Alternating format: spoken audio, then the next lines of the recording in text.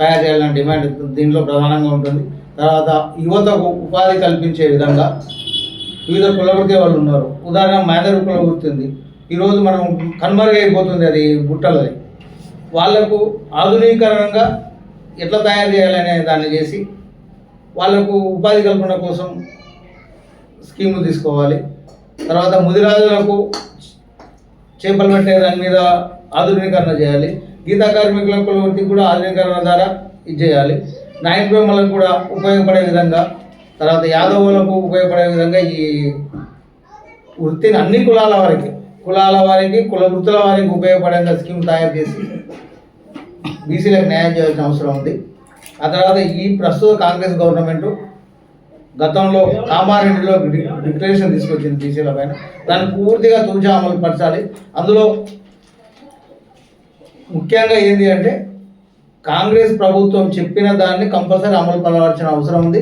తర్వాత అమలు పరచాలనే డౌట్ కూడా బీసీలకు ఉంది. కాబట్టి అందరూ అప్రమత్తంగా ఉండి ఆ ప్రభుత్వం పైన ఒత్తిడి చేస్తే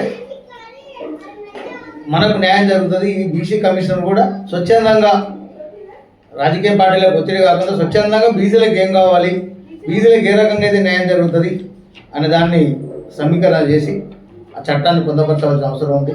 తర్వాత స్థానిక సంస్థల రిజర్వేషన్లే కాదు, 50 నుంచి 60% పైగా బీసీలు, అన్ని బడుగు వర్గాల వచ్చి 97% పైగా బడుగు వర్గాలు ఉన్నారు.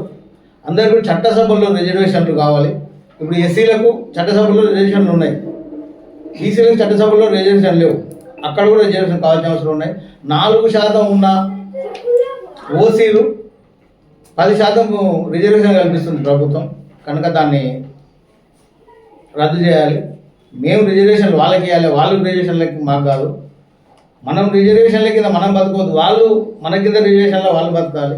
కనుక మా బీసీ సంక్షేమ సంఘం మన బడుగు వర్గాల సమస్యల కోసం సంపూర్ణంగా పోరాటం చేస్తుంది. దాన్ని ప్రజల్లోకి తీసుకెళ్ళి చైతన్యం చేయవలసిన బాధ్యత మాకుంది. ఇటీవలే నేను జిల్లా ప్రధాన కార్యదర్శిగా వనపర్తి జిల్లా ఇన్ఛార్జిగా నియామకం జరిగింది. అన్ని మండలాలకు మండల కార్యవర్గాన్ని, ఆ తర్వాత జిల్లా కార్యవర్గం వేసి జిల్లాలో ఉధృతంగా బీసీ ఉద్యమాన్ని తీసుకెళ్తామని చెప్పి విజ్ఞప్తి చేస్తున్నాను. ఈ కార్యక్రమంలో జిల్లా బీసీ యువజన సంఘం అధ్యక్షుడు బాలరాజు గౌడ్,